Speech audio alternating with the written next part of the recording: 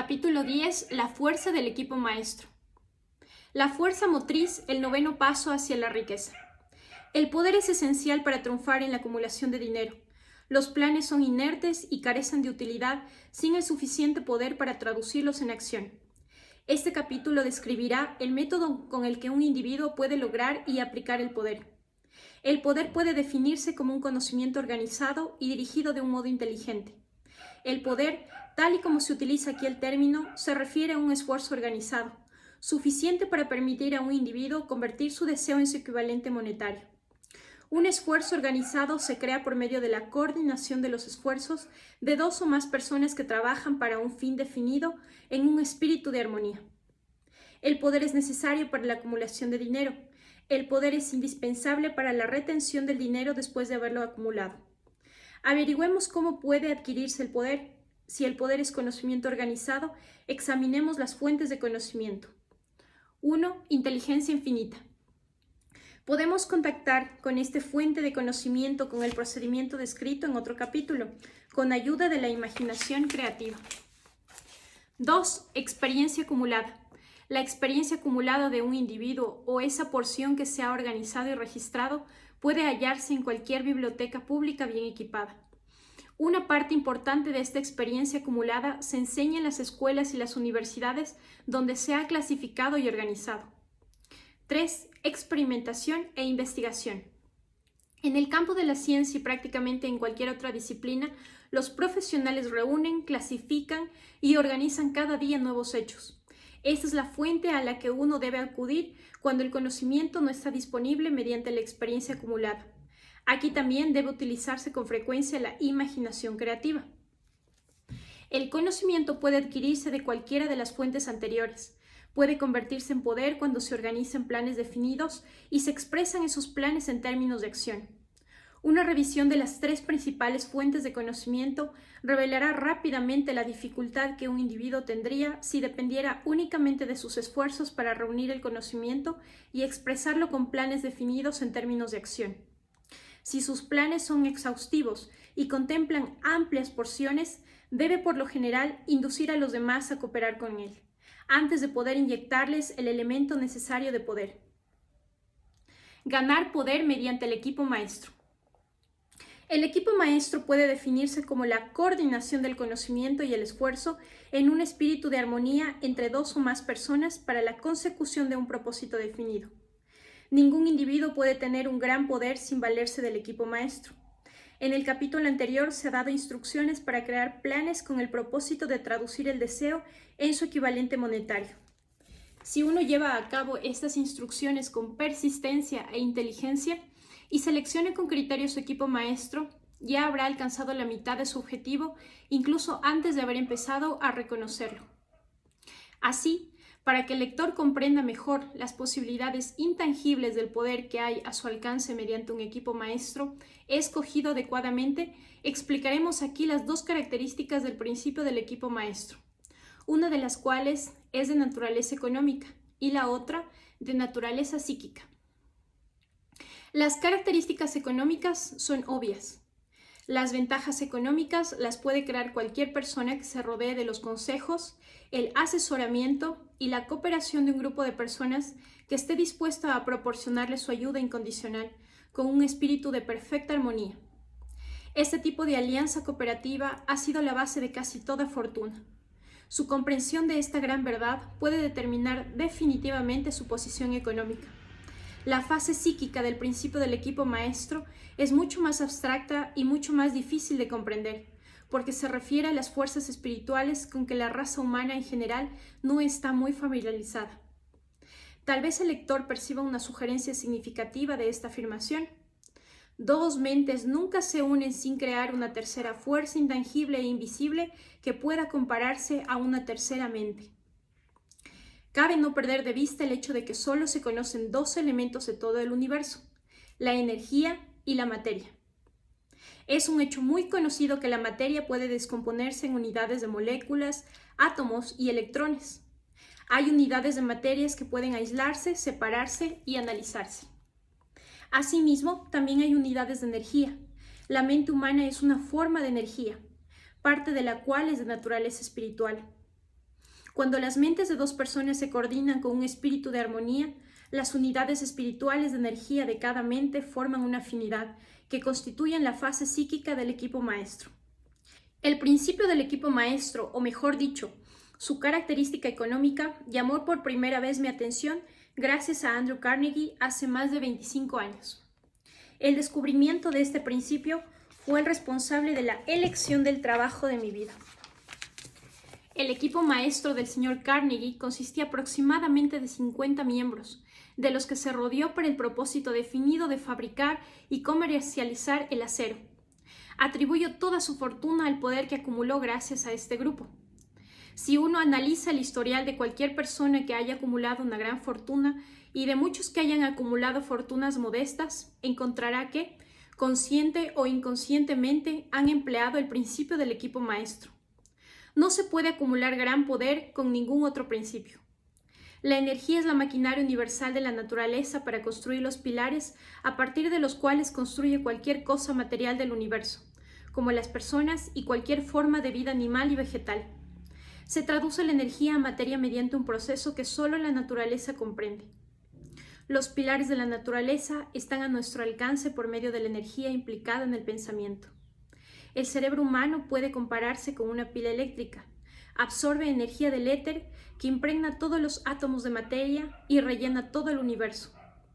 Es un hecho muy conocido que un conjunto de pilas eléctricas proporciona más energía que una sola pila. También es un hecho bien sabido que una pila suministra energía de manera proporcional al número y la capacidad de las células que contiene. El cerebro funciona de una forma similar. Esto explica el hecho de que algunos cerebros sean más eficientes que otros y conduce a esta importante afirmación. Un conjunto de cerebros coordinados o conectados con un espíritu de armonía proporcionarán más energía de pensamiento que un solo cerebro, del mismo modo que un conjunto de pilas suministrará más energía que una sola. Con esta metáfora inmediatamente se vuelve obvio el hecho de que el principio maestro contiene el secreto del poder que ejercen las personas que se rodean de otras personas con cerebro. A ello le sigue otra afirmación que nos acercará más a la comprensión de la base psíquica del principio del equipo maestro. Cuando un conjunto de cerebros individuales se coordinan y funcionan con armonía, el aumento de energía que se genera con esta alianza se pone al alcance de todos los cerebros individuales del equipo. Es un hecho bien conocido que Henry Ford empezó su carrera empresarial en unas condiciones desfavorables de pobreza, falta de educación e ignorancia.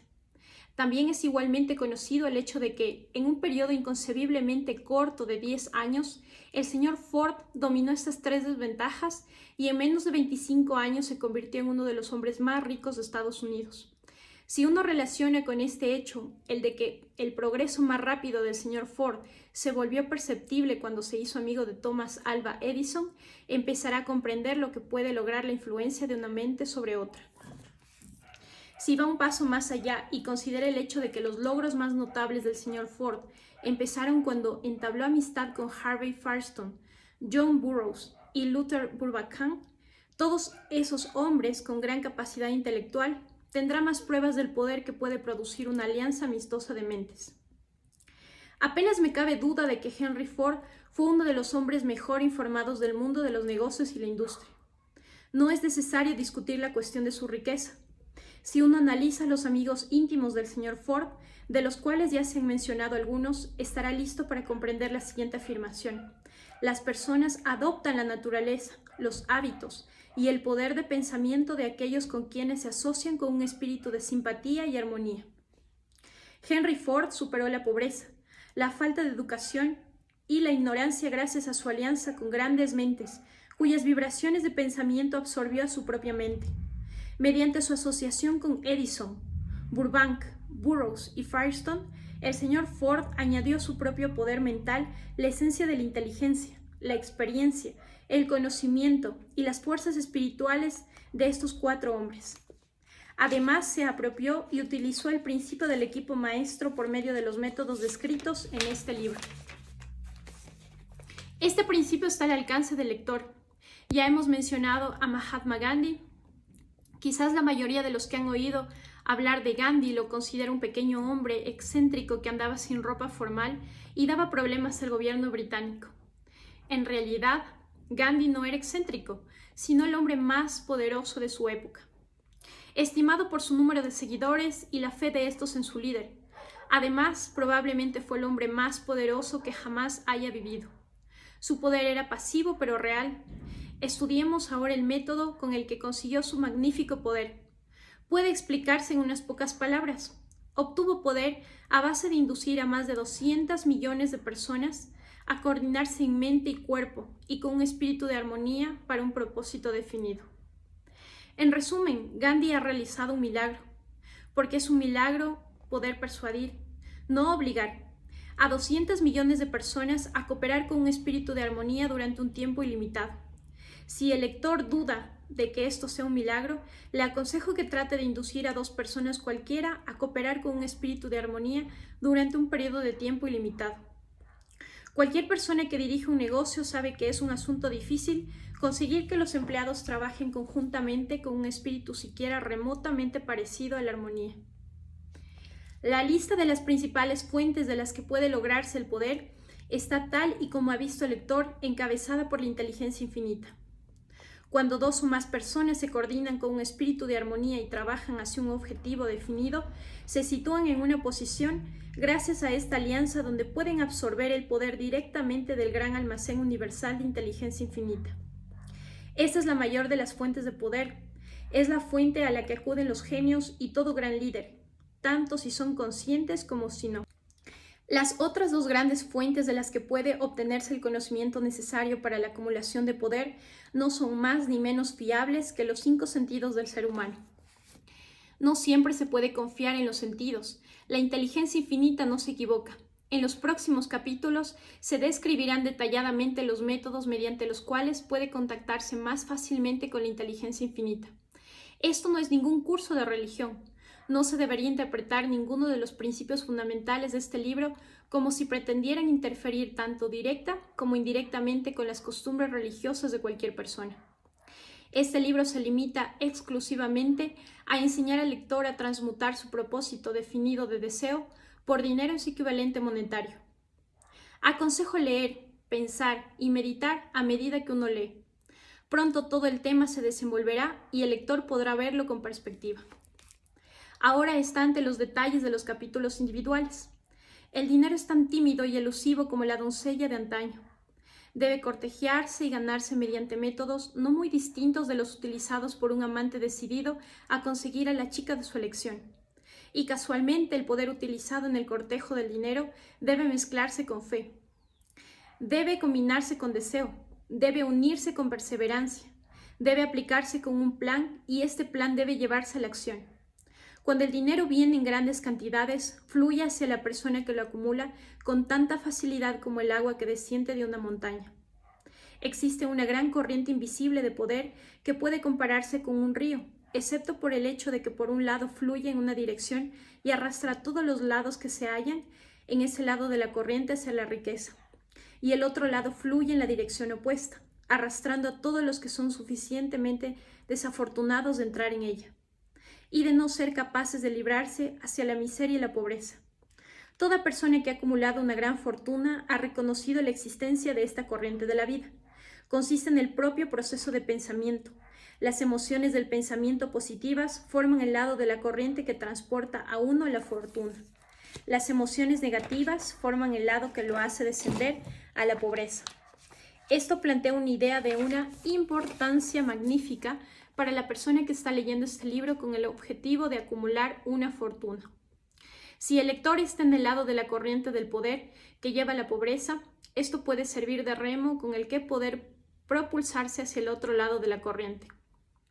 Solo puede servirle con su aplicación y uso, solo con leer y juzgar, tanto de un modo como de otro. No lo beneficiará de ninguna manera. Algunas personas padecen la experiencia de alternar entre los 2 lados, positivo y negativo de la corriente, y algunas veces están en el lado positivo y otras en el lado negativo. El crack de Wall Street de 1929 arrastró millones de personas del lado positivo al lado negativo de la corriente. Estos millones de personas están luchando, algunas con desesperación y miedo, por regresar al lado positivo de la corriente. Este libro se escribió especialmente para ellos. La pobreza y la riqueza a menudo intercambiaban su puesto. El crack le mostró al mundo esta verdad, a pesar que el mundo ya no recuerda la lección. La pobreza puede, y generalmente lo hace, ocupar voluntariamente el lugar de la riqueza. Cuando la riqueza ocupa el puesto de la pobreza, el cambio normalmente se efectúa mediante planes bien concebidos y ejecutados con detenimiento. La pobreza no necesita ningún plan, no necesita que nadie la ayude, porque es audaz e implacable. La riqueza es vergonzosa y tímida, tiene que atraerse. Cualquiera que desea riquezas, y la mayoría de las personas lo hacen, pero solo unos pocos saben que un plan definido, más un deseo imperioso de tener riquezas, son los únicos medios fiables de acumular dinero.